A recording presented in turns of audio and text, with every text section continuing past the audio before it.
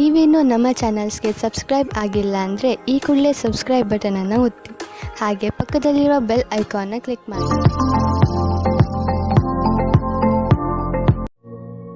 ಈ ರೀಡಿಂಗ್ ನಿಮಗೆ ಅನ್ವಯಿಸಿದ್ರೆ ಅಥವಾ ರೆಸೋನೇಟ್ ಆದರೆ ಮಾತ್ರ ತೊಗೊಳ್ಳಿ, ಇಲ್ಲಾಂದರೆ ಬಿಟ್ಬಿಡಿ. ಇನ್ನು ಕಾರ್ಡ್ಸ್ನ ಶಫಲ್ ಮಾಡ್ದಾಗೆ ನನಗೆ first card queen of pentacles ಬಂದಿದೆ. ಯಾವಾಗಲೂ ಹೇಳುವ ಹಾಗೆ first card is A strongest card ಅಂತ. ಕ್ವೀನ್ ಆಫ್ ಪೆಂಟಿಕಲ್ಸ್ ಬಂದಿರೋದ್ರಿಂದ ತುಂಬ ಹಣದ ಬಗ್ಗೆ ಯೋಚನೆ ಇದೆ. ಸೊ ನಿಮ್ಗೇನಾದರೂ ಮ್ಯಾಟರ್ ಆಗುತ್ತೆ ಒಂದು ವಿಷಯ ಅಂದರೆ ಅದು ಕೆಲಸದ ವಿಷಯ ಅಂತ ಅನಿಸುತ್ತೆ, ಸ್ಟೆಬಿಲಿಟಿ ಅಂತ ಅನಿಸುತ್ತೆ, ಬೀಯಿಂಗ್ ರೆಸ್ಪಾನ್ಸಿಬಲ್ ಪರ್ಸನ್ ಅಂತ ಅನಿಸುತ್ತೆ. ತುಂಬ ರೆಸ್ಪಾನ್ಸಿಬಿಲಿಟೀಸ್ನ ತೊಗೊಳ್ತಾ ಇದ್ದೀರಾ ನೀವು ಅಥವಾ ನೀವು ಕನೆಕ್ಟ್ ಆಗಿರೋ ಪಾರ್ಟ್ನರು. ಟೈಮ್ ಟು ಮ್ಯಾನೇಜ್ ಅಂತ ಹೇಳುತ್ತೆ. ಎಲ್ಲನೂ ಹೇಗೆ ಮ್ಯಾನೇಜ್ ಮಾಡ್ಕೊಂಡು ಹೋಗ್ತೀರಾ ಅನ್ನೋದ್ರ ಬಗ್ಗೆ. ಮೇ ಬಿ ನೀವು ಕನೆಕ್ಟ್ ಆಗಿರೋ ವ್ಯಕ್ತಿ ಅಥವಾ ನಿಮ್ಮ ಹಸ್ಬೆಂಡು ವೈಫು ಮೇ ಬಿ ಸಿಂಹ ರಾಶಿಯವರು ಇರ್ಬೋದು. ಕ್ವೀನ್ ಆಫ್ ಪೆಂಟಿಕಲ್ಸ್ ಸರ್ಟನ್ ಆರ್ಡರ್ಸ್ನ ಅಂತ ಹೇಳ್ಬೋದು. ಕೆಲವೊಂದು ಬಿಸ್ನೆಸ್ ಮಾಡ್ತಾ ಇದ್ರೆ ಕೆಲವು ಗೋಲ್ಸ್ನ ರೀಚ್ ಆಗಬೇಕು, ಡೆಡ್ಲೈನ್ ಮುಗಿಯೋದ್ರೊಳಗೆ ವರ್ಕ್ನ ಕಂಪ್ಲೀಟ್ ಮಾಡಬೇಕು. ಸೊ ತುಂಬ everything is taken care of ಅಂತ ಅನಿಸುತ್ತೆ. ಎಲ್ಲನೂ ಮ್ಯಾನೇಜ್ ಮಾಡ್ತಾ ಇದ್ದೀರಾ ನೀವು. ಸೊ ಮೇ ಬಿ ಕೆಲವ್ರಿಗಿದು ಹೊಸದಾಗಿ ಯೂಶ್ವಲಿ ಏನಾದರೂ ಇನ್ವೆಸ್ಟ್ಮೆಂಟ್ ಮಾಡ್ತಾ ಇದ್ರು ಕೂಡ ಕ್ವೀನ್ ಆಫ್ ಪೆಂಟಿಕಲ್ಸ್ ಕಾರ್ಡ್ ಬಂದಿರುತ್ತೆ. ಯಾವುದ್ರ ಮೇಲಾದರೂ ಇನ್ವೆಸ್ಟ್ಮೆಂಟ್, ನಿಮ್ಮ ವೈಫು ನಿಮ್ಮ ಪಾರ್ಟ್ನರ್ಗೋಸ್ಕರನೋ ಏನಾದರೂ ಶಾಪಿಂಗ್ ಮಾಡ್ತಾ ಇದ್ರೆ, ಗಿಪ್ಪರ್ಟಿ ತೊಗೊಳ್ತಾ ಇದ್ರು ಕೂಡ ಈ ಕಾರ್ಡ್ ಬಂದಿರುತ್ತೆ. ಸೆಕೆಂಡ್ ಕಾರ್ಡ್ ನನಗೆ ಹ್ಯಾಂಗ್ ಮ್ಯಾನ್ ಬಂದಿದೆ.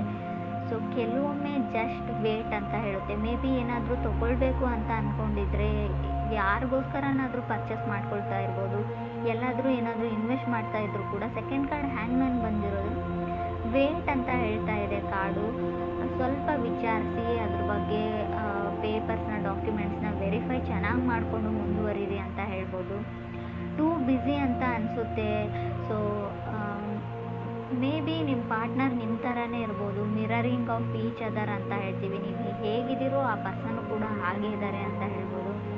ನೀವು ನಿಮ್ಮ ಕೆಲಸ ಮತ್ತು ಹಣದ ಬಗ್ಗೆ ತುಂಬ ಯೋಚನೆ ಮಾಡ್ತೀರಾ, ಕೆರಿಯರ್ ಆ್ಯಂಡ್ ಮನಿ ಬಗ್ಗೆ.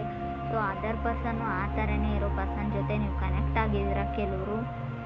ಸೊ ಮೇ ಬಿ ಮನೆ ತೊಗೊಳ್ಬೇಕು ಅಂತ ಡಿಸೈಡ್ ಮಾಡಿದ್ದೀರಾ, ಅಥವಾ ರೀಪ್ಲೇಸ್ ಮಾಡಬೇಕು ಕಾರು ಅಥವಾ ವೆಹಿಕಲ್ಸ್ನ, ಇದನ್ನು ಎಕ್ಸ್ಚೇಂಜ್ ಮಾಡಿ ಬೇರೆ ತೊಗೊಳ್ಬೇಕು, ಇದು ಹಳೇದಾಯಿತು. ಕೆಲವ್ರಿಗೆ difficulty to meet eye to eye ಅಂತ ಕಾರ್ಡ್ ಹೇಳುತ್ತೆ. ನೀವು ಕನೆಕ್ಟ್ ಆಗಿರೋ ಪರ್ಸನ್ನ ಅಥವಾ ಕನೆಕ್ಟ್ ಆಗಬೇಕು ಅಂತ ಅಂದ್ಕೊಂಡಿರೋ ಪರ್ಸನ್ ಕೂಡ ಕಣ್ಣಲ್ಲಿ ಕಣ್ಣಿಟ್ಟು ನೋಡೋಕೆ ಆಗ್ತಾ ಇಲ್ಲ ನಿಮಗೂ ಅಥವಾ ಅದರ್ ಪರ್ಸನ್ಗೂ ಅಂತ ಅನಿಸುತ್ತೆ. ಸೊ ಕೆಲವ್ರಿಗೆ ನೀವು ವೇಟ್ ಮಾಡು ಅಂತ ಹೇಳ್ತಾ ಇದ್ದೀರಾ ನೀವು ಅಥವಾ ಅದರ್ ಪರ್ಸನು. ಸೊ ಅವರಿಗೆ ಸೀರಿಯಸ್ ರಿಲೇಷನ್ಶಿಪ್ ಬೇಕಾಗಿದೆ, ಬಟ್ ನೀವು ಯಾವುದೇ ಡಿಸಿಷನ್ನ ಹೇಳ್ತಾ ಇಲ್ಲ ನೀವು ಅಥವಾ ಅದರ್ ಪರ್ಸನ್ನು. ಯಾವಾಗಲೂ ಅವ್ರನ್ನ ವೇಟ್ ಮಾಡು ಅಂತಲೇ ಹೇಳ್ತಾ ಇದ್ದೀರಾ. ಸೊ ತುಂಬ ಅವ್ರಿಗೆ ಗೊತ್ತಾಗ್ತಾ ಇಲ್ಲ ಲೈಫಲ್ಲಿ ಏನು ಆಗ್ತಾ ಇದೆ ಅಂತ. ಹ್ಯಾಂಗ್ ಮ್ಯಾನ್ ಇರೋದ್ರಿಂದ ತುಂಬ ದೇ ಕ್ಯಾಂಟ್ ಹ್ಯಾಂಡಲ್ ಅಂತ ಹೇಳ್ಬೋದು. ಕೆಲವು ವಿಷಯಗಳನ್ನ ಅವ್ರಿಗೆ ಮ್ಯಾನೇಜ್ ಮಾಡೋಕ್ಕಾಗ್ತಾ ಇಲ್ಲ. ಸೊ ಯಾರೂ ಮೂವ್ ಮಾಡೋಕ್ಕೆ ರೆಡಿ ಇಲ್ಲ, ನೀವಾಗಿರ್ಬೋದು ಅಥವಾ ಅದರ್ ಪರ್ಸನ್ನು. ಈ ಥರ ಹೇಳ್ತಾ ಇದ್ದೀನಿ ಅಂತ ತಪ್ಪು ತಿಳ್ಕೊಳ್ಬೇಡಿ, ನಿಮ್ಮ ಮನಸ್ಸಲ್ಲಿ ಏನಿದೆ ಅಂತ. ಸೊ ಕಾರ್ಡಲ್ಲಿ ಕೂಡ ನನಗೆ ಅರ್ಥ ಆಗ್ತಾ ಇಲ್ಲ. ಸೊ ಯಾವುದೇ ಡಿಸಿಷನ್ನ ತೊಗೊಳ್ಳೋಕ್ಕೆ ನೀವು ರೆಡಿ ಇಲ್ವೋ ಅಥವಾ ನೀವು ಕನೆಕ್ಟ್ ಆಗಿರೋ ಪರ್ಸನ್ ರೆಡಿ ಇಲ್ವೋ. ಮೇ ಬಿ ಥರ್ಡ್ ಕಾರ್ಡ್ ನನಗೆ 10 ಆಫ್ ವಾಂಡ್ಸ್ ಬಂದಿದೆ. ತುಂಬ ರೆಸ್ಪಾನ್ಸಿಬಿಲಿಟೀಸ್ ಇರ್ಬೋದು, ಇಲ್ಲ ಅಂತ ಹೇಳಲ್ಲ ನಾನು.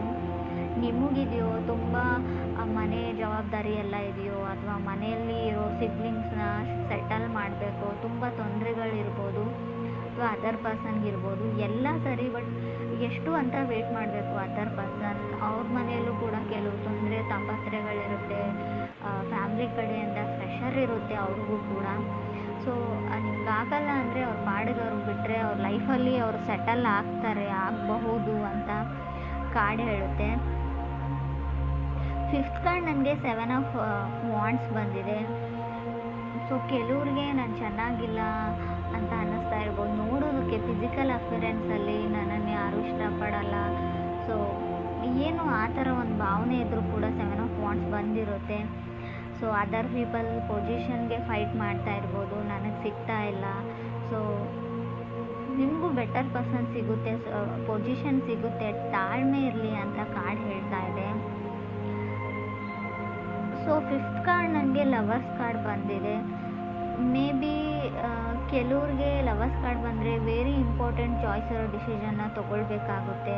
ಸೊ ಯೂನಿಯನ್ನ ಹೇಳುತ್ತೆ. ಕೆಲವೊಮ್ಮೆ ಲವರ್ಸ್ ಕಾರ್ಡ್ ನಿಮ್ಮ ಎಕ್ಸ್ ಕಮ್ಬ್ಯಾಕ್ ಆಗೋದನ್ನು ಕೂಡ ರೀಪ್ರೆಸೆಂಟ್ ಮಾಡುತ್ತೆ, ಅಥವಾ ನೀವು ಒಂದು ರೀಕನೆಕ್ಟ್ ಆಗಬೇಕು ಅನ್ನೋ ಒಂದು ಮಿಷನ್ನಲ್ಲಿ, ಸೊ ಪರ್ಪೋಸಲ್ಲಿ ಮೂವ್ ಆಗ್ತೀರಾ. ಸೊ ಕಾರ್ಡ್ ಡೌನ್ ಮಾಡ್ತೀರಾ ವ್ಯಕ್ತಿ ಮುಂದೆ ಅಂತ ಹೇಳ್ಬೋದು. ಸೋಲ್ತೀರಾ, ಎಲ್ಲದಕ್ಕೂ ರೆಡಿ ಅಂತ ಹೇಳ್ತೀರಾ, ಎಸ್ ಅಂತ ಹೇಳ್ತೀರಾ ಅಂತ ಕೂಡ ಕಾರ್ಡ್ ಹೇಳ್ತಾ ಇದೆ.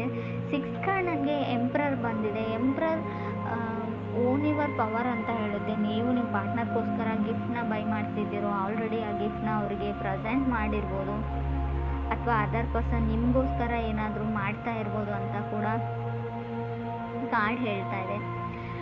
ಸೊ ಕೆಲವ್ರಿಗೆ ಯಾರಿಗಾದ್ರೂ ನೀವು ಸಾರಿ ಕೇಳಬೇಕು, ಅಪಾಲಜಿ ಕೇಳಬೇಕು ಅಂತ ಅಂದ್ಕೊಂಡಿದ್ರು ಕೂಡ ಎಂಪ್ರರ್ ಯಾವ ಥರ ಅಂದರೆ ನೀವು ಸಾರಿ ಕೇಳೋ ಅವಶ್ಯಕತೆ ಇಲ್ಲ, ನೀವು ಮಾಡಿದ ಸರಿಯಾಗೇ ಇದೆ ಅಂತ ಕಾರ್ಡ್ ಹೇಳುತ್ತೆ. ಮೇ ಬಿ ಇದು ಕೆಲವ್ರಿಗೆ ಮಾತ್ರ ಅನ್ವಯಿಸುತ್ತೆ ಫ್ರೆಂಡ್ಸ್, ಎಲ್ರಿಗೂ ಅಲ್ಲ. ನಾನು ಹೇಳ್ತಾ ಇರೋದನ್ನು ತಪ್ಪಾಗಿ ತಿಳ್ಕೊಳ್ಬೇಡಿ, ನಾನು ಏನೇ ಮಾಡಿದರೂ ಸರಿಯಾಗಿ ಮಾಡ್ತೀನಿ ಅಂತ.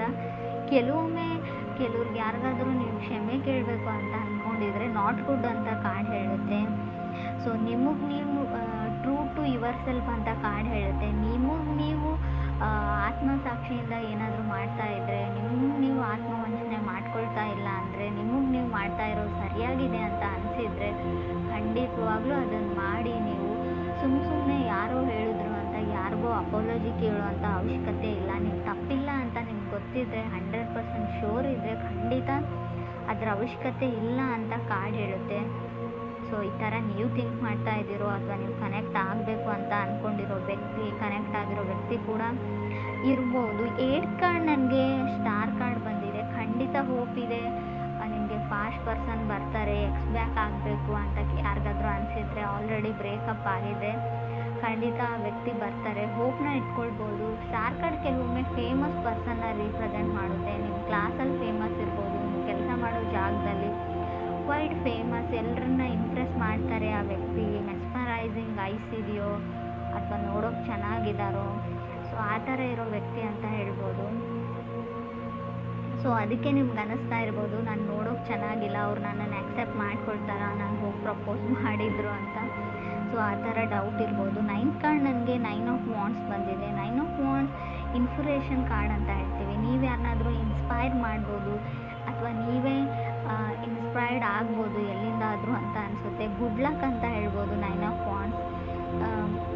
ಮೇ ಬಿ ಸ್ವಲ್ಪ ಒಂಟಿಯಾಗಿರಬೇಕಾಗುತ್ತೆ 9 ಆಫ್ ವಾಂಡ್ಸ್ ಬಂದರೆ. ಯಾರೂ ನಿಮಗೆ ಸಾಥ್ ಕೊಡೋಲ್ಲ. ಕೆಲಸ ಮುಗಿದು ಸಕ್ಸಸ್ ಆದಮೇಲೆ ಸೊ ತುಂಬ ಜನ ನಿಮ್ಮ ಜೊತೆಗಿರ್ತಾರೆ, ಬಟ್ ಆ ಕೆಲಸನ ಕಂಪ್ಲೀಟ್ ಮಾಡೋದ್ರಲ್ಲಿರೋ ಸ್ಟ್ರಗಲ್ನಲ್ಲಿ ಯಾರೂ ನಿಮಗೆ ಸಪೋರ್ಟ್ ಮಾಡಲ್ಲ ಅಂತ ಅನಿಸುತ್ತೆ ನನಗೆ. ಕಾರ್ಡ್ ಕೂಡ ಅದನ್ನೇ ಹೇಳ್ತಾ ಇದೆ. ಸೊ ಕೆಲವರು ತುಂಬ ಕ್ರಿಯೇಟಿವ್ ಆಗಿ ಏನೋ ಬಿಲ್ಡ್ ಮಾಡ್ತಾ ಇದ್ರು ಕೂಡ 9 ಆಫ್ ವಾಂಡ್ಸ್ ಬಂದಿರುತ್ತೆ. ಸೊ ಲವ್ ಲೈಫ್ ರೀಡಿಂಗ್ ಆಗಿರೋದ್ರಿಂದ ಸೊ ನಿಮ್ಮ ಪಾರ್ಟ್ನರ್ ಸಪೋರ್ಟ್ ಸಿಗೋದು ಕಮ್ಮಿ, ಕೆಲವ್ರಿಗೆ ಸಿಗ್ತಾ ಇಲ್ಲ, ನಿಮ್ಮನ್ನು ಅವ್ರು ನಂಬ್ತಾ ಇಲ್ಲ ಅಂತ ಹೇಳ್ಬೋದು.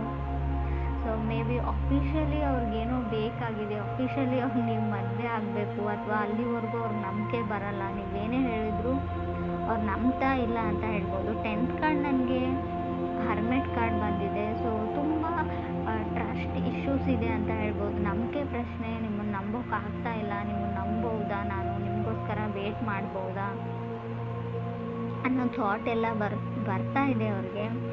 ಸೊ ಖಂಡಿತವಾಗ್ಲೂ ಕೆಲವ್ರಿಗೆ ಇನ್ಸೆಕ್ಯೂರಿಟೀಸ್ ಕಾಡುತ್ತೆ. ಸೊ ನೀವು ಅವರು ನಂಬಿಕೆ ಉಳಿಸ್ಕೊಳ್ಳುವಂಥ ಕೆಲಸ ನೀವು ಮಾಡಿಲ್ವೋ, ಅಥವಾ ನಿಮ್ಮ ಪಾರ್ಟ್ನರ್ ಮಾಡಿಲ್ವೋ, ತುಂಬ ಬರ್ಡನ್ ಫೀಲ್ ಆಗ್ತಾ ಇದೆ ಅಂತ ಹೇಳ್ಬೋದು. 9 ಆಫ್ ವಾಂಡ್ಸ್ ಕೆಲವೊಮ್ಮೆ ಬರ್ಡನ್ನು ಕೂಡ ರೀಪ್ರೆಸೆಂಟ್ ಮಾಡುತ್ತೆ, ಅದು ಕೂಡ ರಿಯಲ್ ಬರ್ಡನ್ನು.